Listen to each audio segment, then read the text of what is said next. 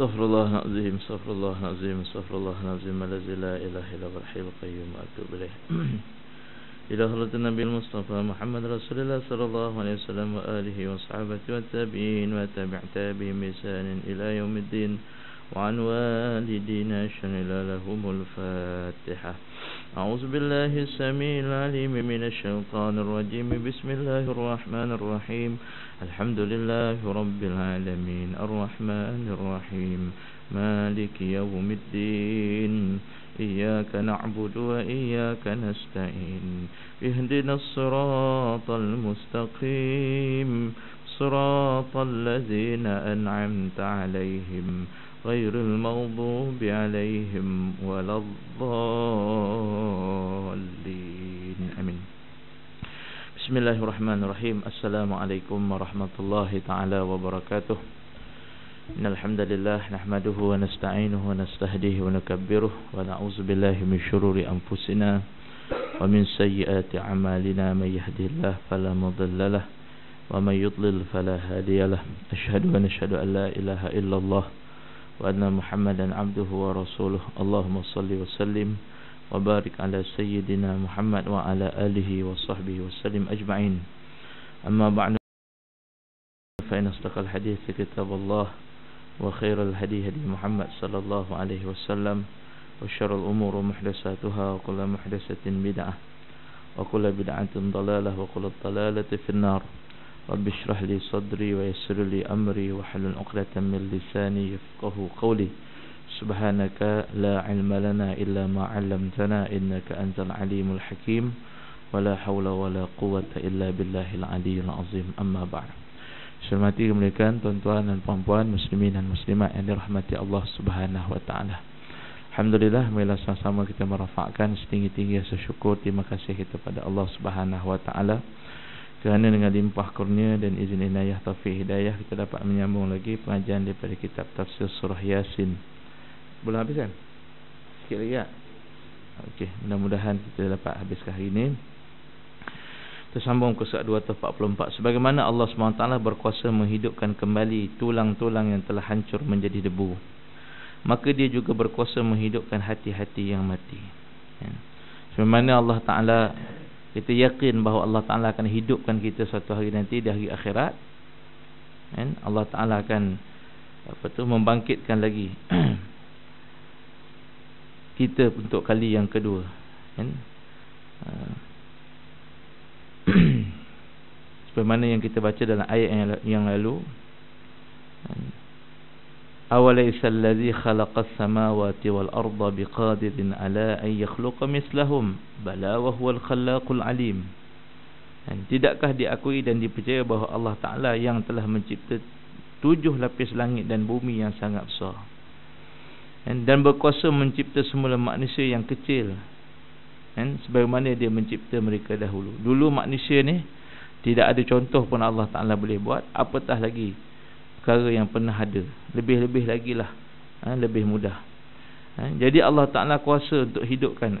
Jangan kata betapa hebatnya Allah Ta'ala boleh hidupkan kita daripada mati pada hidup semula. Kalau kita nak kaji bagaimana kita tidur pun, daripada tidur kita tak sedar apa, roh kita terbagi pada 2, rohul hayah dan rohul yaqazah. Rohul hayah kalau keluar maknanya mati terus. Tapi kalau rohul yaqazah keluar, maknanya kita masih lagi bernyawa. Itu yang terjadi pada orang tidur, itu yang terjadi pada orang koma, itu yang terjadi juga kepada orang yang dibius, orang yang dibius untuk tidak sedar dan sebagainya. Sebab itu kita boleh lihat dalam tidur itu saja kita baca doa alhamdulillahillazi ahyina ba'da amatana wa ilaihin nusyur. Ayat tu sendiri pun kata alhamdulillahillazi ahyina. Nabi ajar kita selalu sebut alhamdulillahillazi, segala puji bagi Allah, ahyina, yang telah hidupkan kami ba'da amatana, selepas matikan kami. Maknanya di samping Nabi SAW nak suruh kita supaya sentiasa sedar bahawa tidur tadi ini kita sebenarnya separuh mati dah. Di samping itu juga Nabi nak suruh sentiasa kita yakin bahawa akan ada kehidupan selepas kematian. Dia ada 2 lah di situ. Ahyina ba'da amatana. Maknanya dia merujuk pada tidur tadi. Tadi kita tidur ni memang macam mati. Kita tak sedar orang cakap, kita tak dengar. Orang masuk rumah pun kita boleh jadi tak tahu. Kalau kata orang tertidur atas jalan raya, kan? Traffic light dah hijau pun dia jadi tak sedar. Orang pin pun dia tak dengar, ngantuk sangat. Semalam dekat tempat saya Alang Damai ada pagi tu ada kes orang mati dalam kereta. Tak tahulah dia mati tu kerana sakit jantung dahsyat mati ke, ataupun dia mati kerana tidur dalam kereta akhirnya mati. Saya kurang periksa lah. Petang semalam orang hantar WhatsApp kejadian di tepi taman tu ni, taman permainan tu, ada satu kereta, ada orang didapati telah tidak bernyawa lah. Kan? Apa kata komen-komen kawan-kawan dalam WhatsApp ni, kata pagi tadi nampak juga, ingat tidur, nampak. Maknanya serupa, tidur dengan mati ni nampak macam tak banyak beza. Kan? Cuma pasal kita hari-hari tidur, waktu kita tak berapa nak berasa. Kadang-kadang kita kan banyak tidur, dalam kuliah pun kadang kita tertidur. Jadi kita tak berapa nak berasa sangat lah. Tak berapa. Sebenarnya sesuatu yang agak menggerunkan, tuan-tuan. Macam orang gerun pergi bius, ada setengah orang dia takut untuk dibius dan sebagainya, takut tak.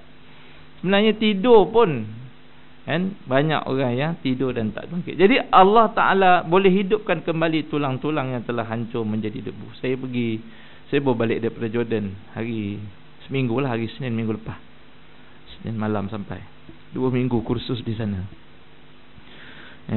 Dan saya rasa syukurlah dapat ke sana dalam tempoh 2 minggu tu, macam-macam yang saya kira suatu yang sangat menakjubkan lah. Di Jordan ni dia juga bumi Anbiya dan juga bumi para sahabat. Kalau nak banding Mesir dengan Jordan, banyak lagi sahabat dan juga Nabi, makam Nabi yang berada di Jordan lah. Dan tempat sejarah pun lebih orang kata pun lebih cantik lah. Jadi bila sebut tulang ni, saya ingat waktu saya pergi ziarah gua Ashabul Kahfi, di Amman, Jordan. Dia ada satu tempat yang diiktiraf sebagai yang paling sahih. Dia ada 2 negara yang mendakwa Ashabul Kahfi ni, satu di Turki, tapi berdasarkan kepada ayat Al-Quran yang lebih sahih adalah di Jordan. Kerana dalam ayat Quran ada menyatakan di tepi gua itu ada masjid. Jadi memang atas gua tu memang asalnya masjid. Kemudian kaedah turun matahari, matahari terbit dan matahari terbenam juga disebut dalam Al-Quran. Daripada mana cahaya masuk, daripada mana pula boleh nampak cahaya matahari ni. Perjalanan matahari ni dia ada 2 lubang, pintu dia, dan juga ada satu lubang dekat atas tu. Yang dinyatakan bahawa melalui lubang itulah dia tahu berlakunya maghrib dan berlakunya terbit matahari. Jadi berdasarkan pada bukti-bukti itu yang tidak ada pada Turki, maka Ashabul Kahfi itu dengan makam dia ada 7 makam, ada 7 makam. Dan wallahu alam, dalam satu batu tu dia ada tunjukkan gambar tulang-tulang, tulang-tulang manusia yang dikumpulkan lah, tulang yang tak hancur yang dikumpulkan. Tuan-tuan muslimin muslimat yang dirahmati Allah SWT, bagaimana Allah Ta'ala boleh tidurkan dia ratusan tahun dan boleh bangkit semula, kerana Allah Ta'ala yang jaga. Itu kisah Ashabul Kahfi. Dalam Quran pun ada kisah yang lain. Qala kam labist, berapa lama kau tidur?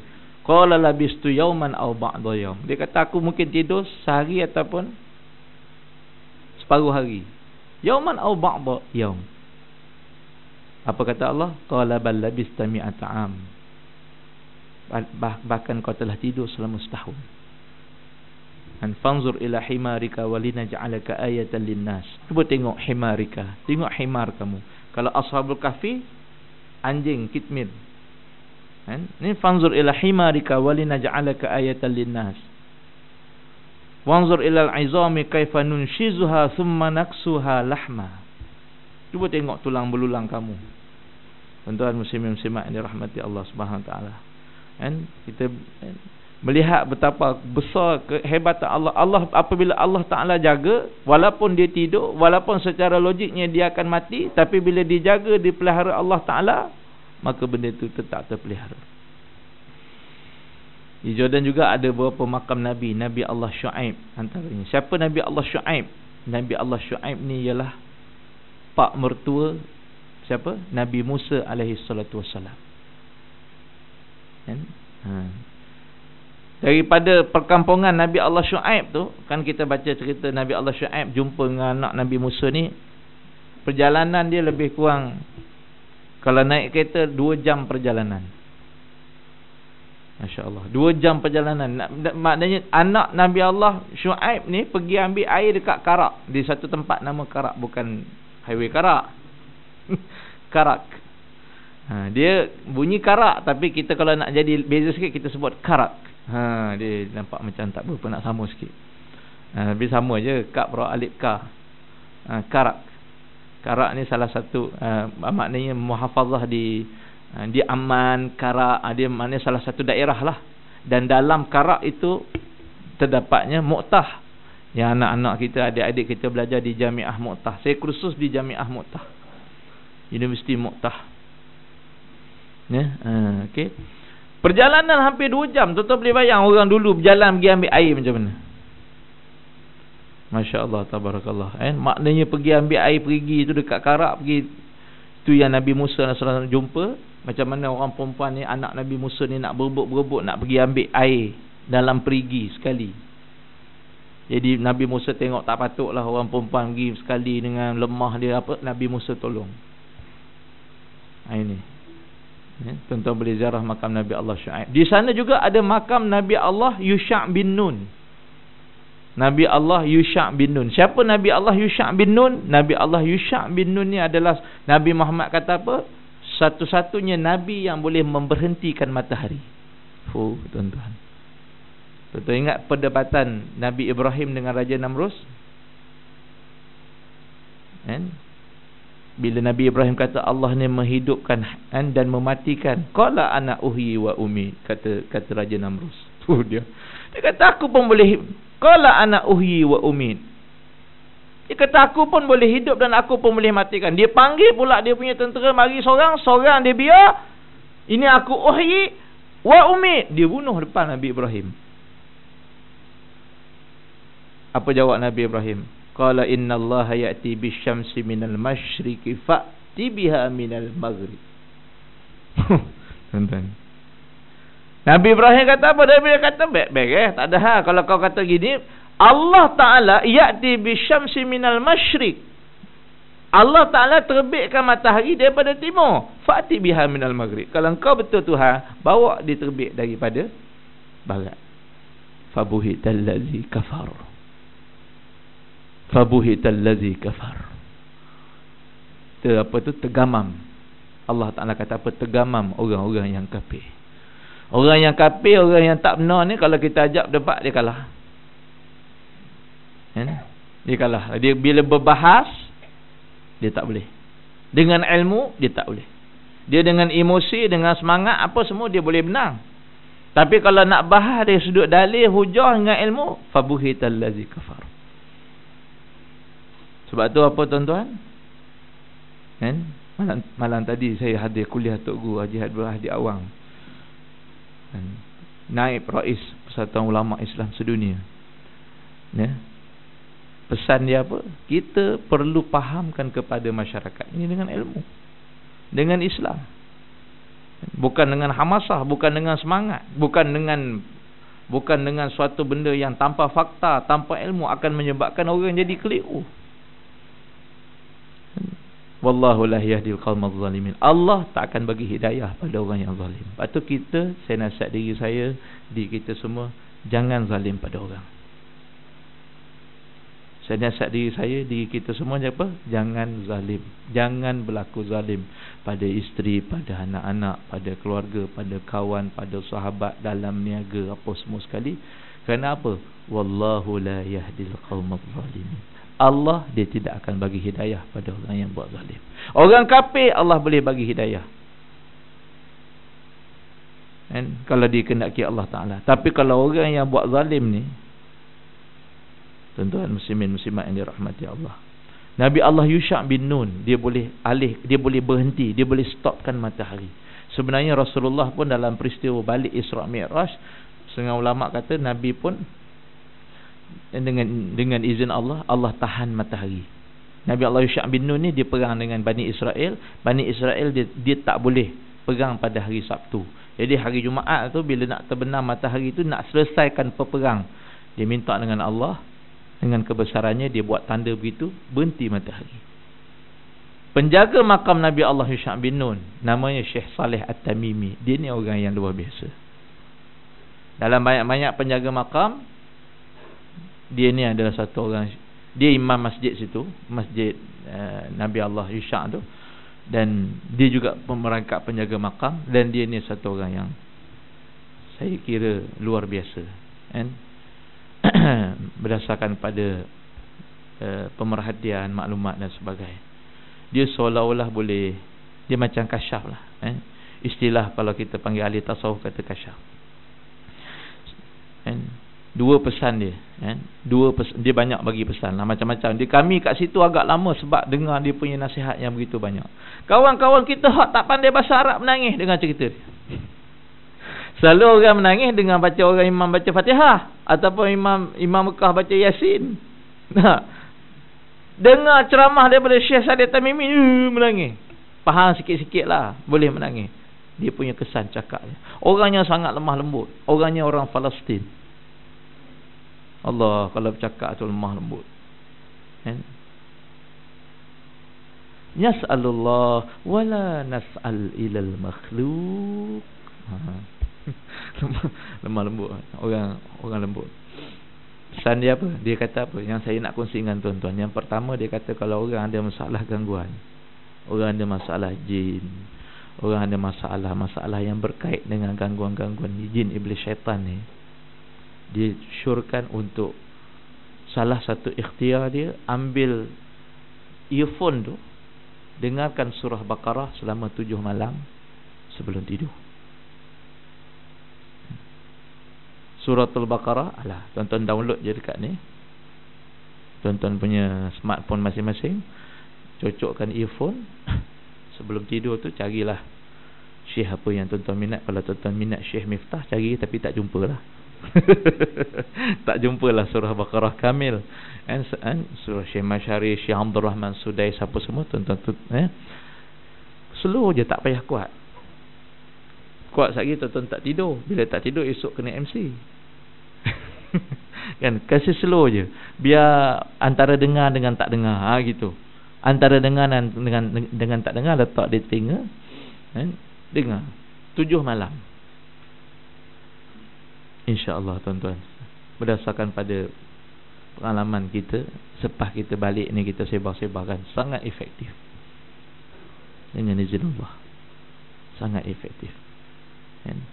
Kata Syekh Abdul Muhaimin Said Ali Abdul Majid daripada Mesir, dia kata apa? Tidak ada mana-mana jin yang boleh duduk dalam badan satu orang yang membacakan suratul Baqarah secara sempurna dalam satu masa.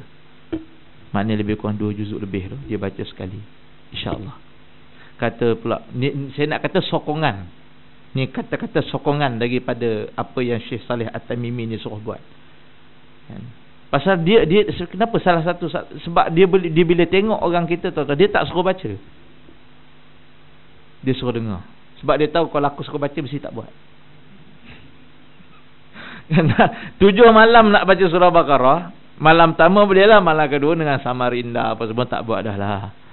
Dia tahu dengan ni, dia kata mamak ni kumpulan ni kalau aku suruh baca memang tak buat dah. Dia suruh dengar je 7 malam, dan dia suruh buat pula bukan waktu, suruh buat waktu tidur. Maknanya kalau tuan-tuan apa orangnya, bukan agresif ke apa, tuan-tuan kalau lebih aktif lagi, tuan-tuan perdengarkan dalam kereta, nak pergi kerja, balik kerja, insya-Allah.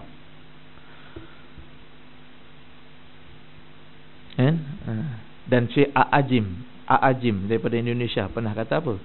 Dia kata orang yang menghadapi masalah ketagihan merokok,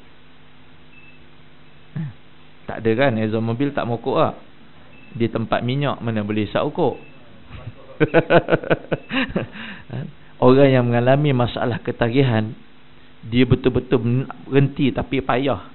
Dia pertama sekali mesti azam. Fa iza azamta fatawakkal 'ala Allah. Kalau nak berhenti tak ada azam, itu bohong.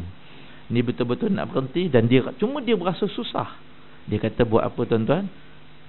Kata Ajim, perdengarkan Al-Quran selama sebulan, pagi, petang, siang dan malam. Dalam bilik, di rumah, dalam kereta, balik kerja, di rumah, waktu makan. Dengar Al-Quran, kata Ajim. Dia tak kata baca. Kalau baca lagi dahsyat. Cuma nak buat tu jadi payah. Dia suruh dengar. Bila dengar ni tuan-tuan yang dirahmati Allah, tuan-tuan, dia kata dia akan betulkan balik minda. Dia akan set balik dia punya minda yang dah ketagih, minda yang dah teringat kerokok, minda yang dah tak betul itu, dia akan reset balik. Dia akan perkemaskan balik molekul-molekul darah, apa yang ada dalam otak kita ni, dia akan perkemaskan balik. Tuan-tuan muslimin muslimat yang dirahmati Allah Subhanahu Wa Taala. Pesanan kedua daripada Syekh Saleh At-Tamimi, dia kata, kita nak mujahadah, kita nak tinggalkan maksiat, kita nak tinggalkan dosa, kita nak ghaddul basar, tundukkan pandangan, kita nak jadi orang baik. Nas'alullah, mintalah dengan Allah sepertiga malam. Minta dengan Allah sepertiga malam, bangun sekejap, dia kata mengadu pada Allah, menangis pada Allah, rintih pada Allah Ta'ala. Tuan, kita kadang-kadang ni, kadang-kadang Allahu Akbar. Saya ambil contoh malam tadi lah. Saya bila malam tadi berkesempatan makan sekali dengan naib Presiden Persatuan Ulama Sedunia malam tadi, dia datang Bandar Hussein On. Pergi makan. Allah, kita rasa seronok. Cuma balik tu saya terdetik. Dia ulama, aku rasa seronok.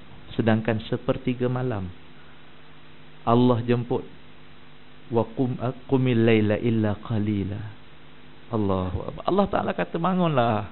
Allah Ta'ala yang jemput, qumil laila illa qalila. Bangunlah walau sikit pun, walau sekejap pun. Boleh dapat 2 rakaat, boleh dapat 4 rakaat, boleh dapat 2 rakaat, kemudian zikir, tertidur balik. Qumil laila illa qalila. Itu kita bersama dengan Allah Sang Pencipta alam. Tuan-tuan muslimin muslimat yang dirahmati Allah Subhanahu Taala. Di Mesir, di Jordan juga tuan-tuan boleh ziarah makam sahabat yang begitu banyak. Ni sebang sampai kau satu suku. Sampai satu suku. Kalau tak sempat saya nak cerita pada tuan-tuan. Tak sempat kita next week pula, next month. Kan?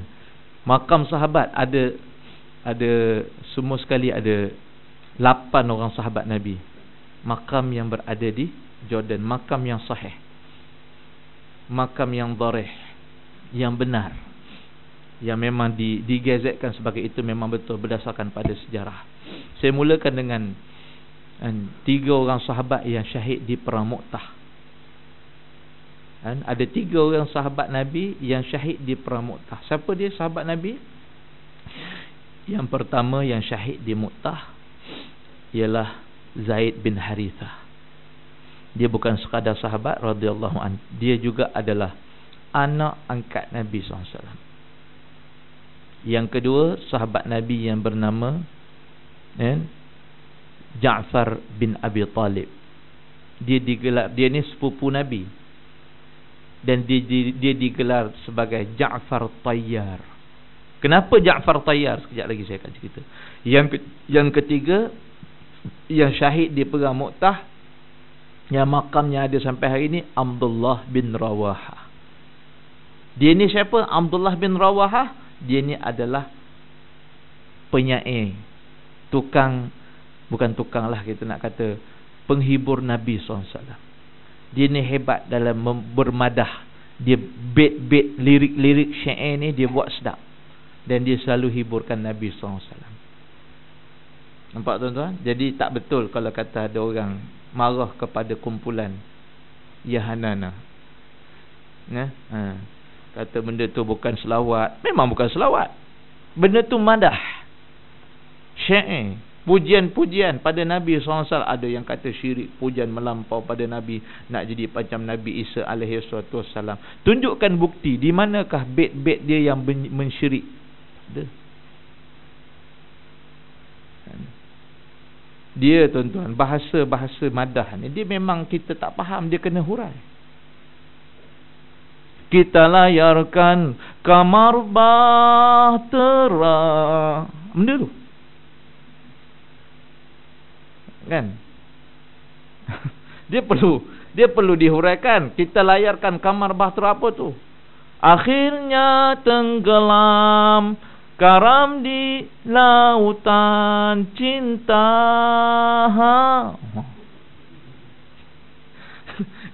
Dia perlu dihuraikan. Dia memang lagu begitulah. Dia takkan cakap.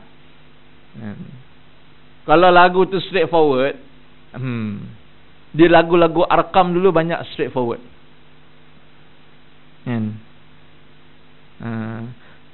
Dia tak ada ni, dia straightforward.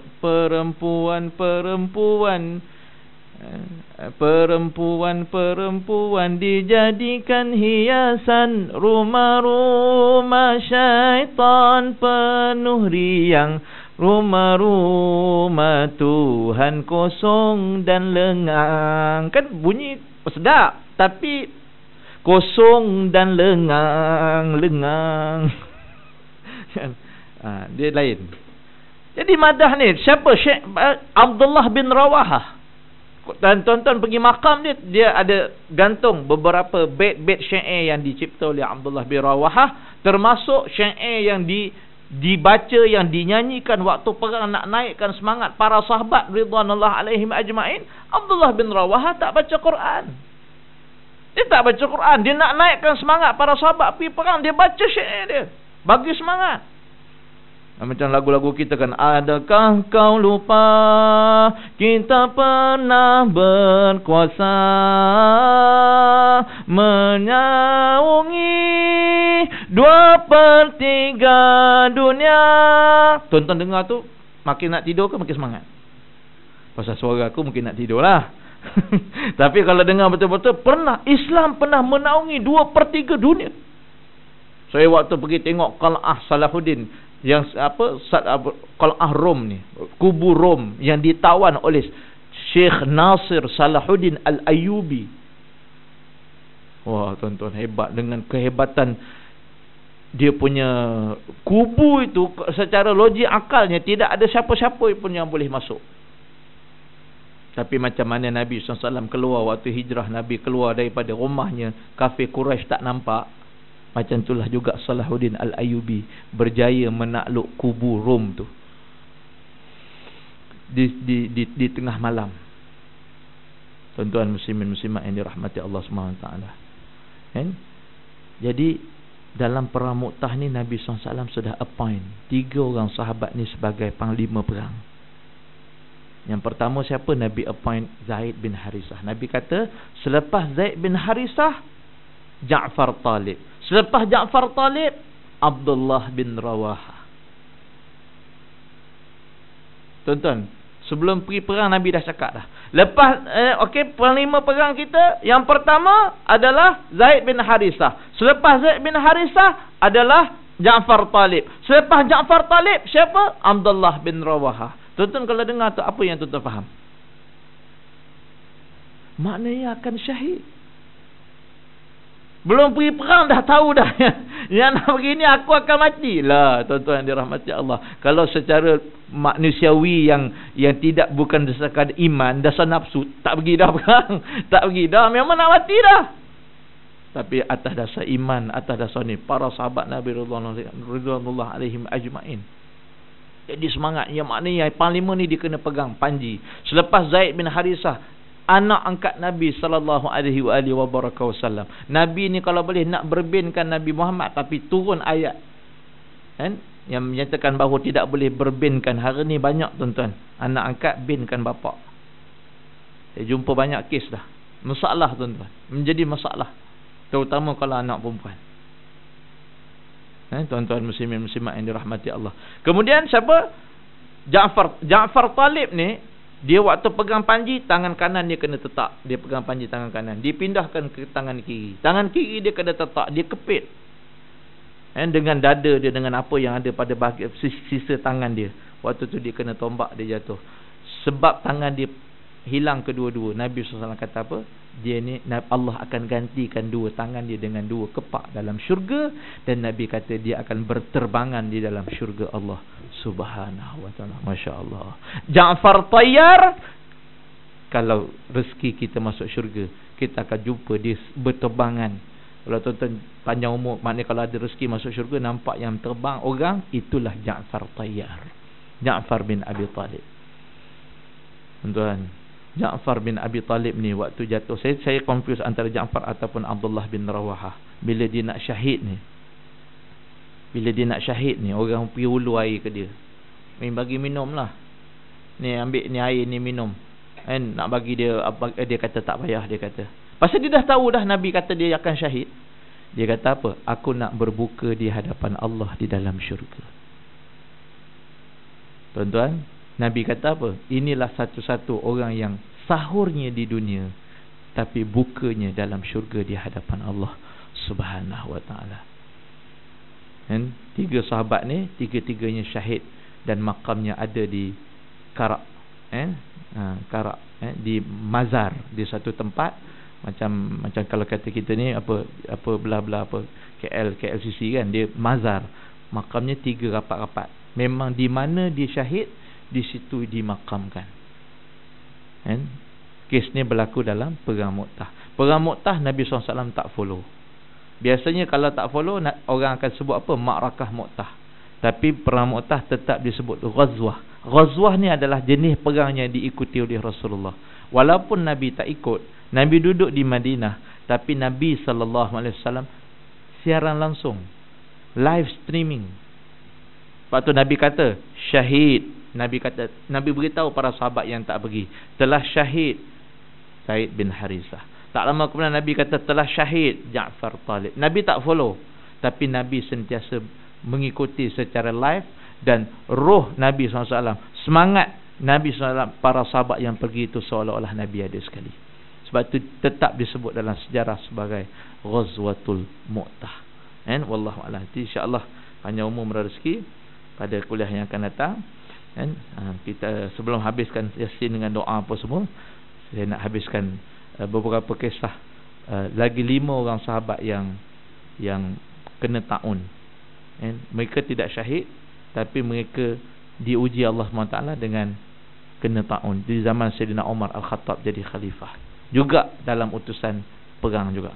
InsyaAllah panjang umur rezeki, kita akan jumpa pada bulan hadapan. Yang baik dari Allah boleh tak apalah, kita tak sambung lagi lah. Yang baik dari Allah, tak baik silap dan salah, saya minta maaf banyak-banyak.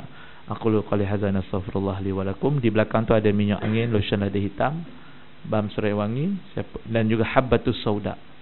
Habbatus sauda barakah, satu kotak 13 2.25. Minyak sebotol 8 2.15. Balm sebotol 6 2.10. Minyak naik, saya makin turun. Pasal saya bukan minyak petrol, minyak urut. Wallahu alam. Saya minta maaf banyak. Aqulu qali hadza nastaghfirullah li wa lakum. Assalamualaikum warahmatullahi wabarakatuh. Kita doa lepas zuhur. Wallahu alam.